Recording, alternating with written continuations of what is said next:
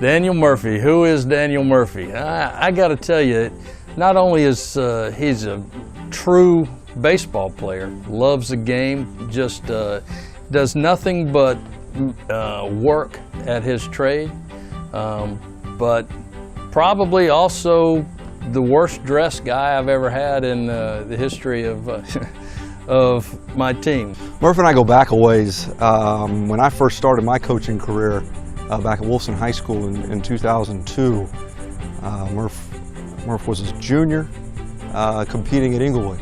And I came on board here in the summer of 2003, and we came into JU together. I am an Inglewood High School baseball alum, much like Daniel is, and so we have a connection there. We both came from the same background here in Jacksonville, and our relationship runs deep, and we see things through a similar spectrum.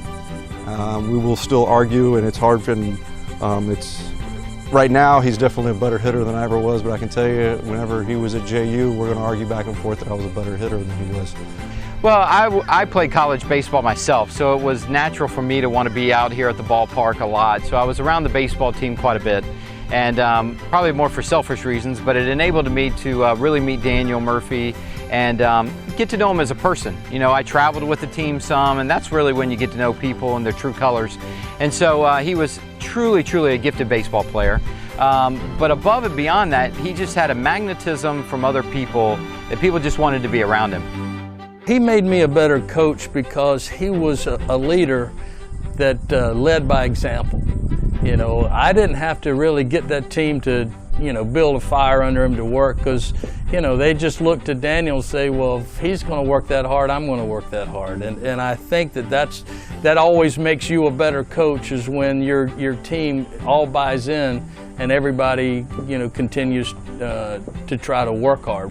One game in the Atlantic Sun tournament, he had hyperextended his knee his junior year right at the end and wasn't able to play in the tournament. And we needed it was an extra innings ball game, and we needed a big hit in a big spot, and he comes off the bench with a bum knee and a brace on his knee, kind of like Kirk Gibson, and bases loaded, nobody out, and you just knew it was going to happen. And sure enough, ball hit in right center field, we win the game, walk off, and that basically secured our at-large bid that year, that one game. And it was ultimately, he was the piece, he was the card we had to play, and he came up big in that big spot. I think Daniel Murphy as a player just embodies everything you want in work ethic, integrity. He was always the last one to leave the field. He was always the one during batting practice to take that extra grounder, take a live throw over to first. He was always the one that wanted to take that extra cut in the cage. And you know, it's paying dividends well. If I had a son, I'd want my son to grow up being like Daniel Murphy.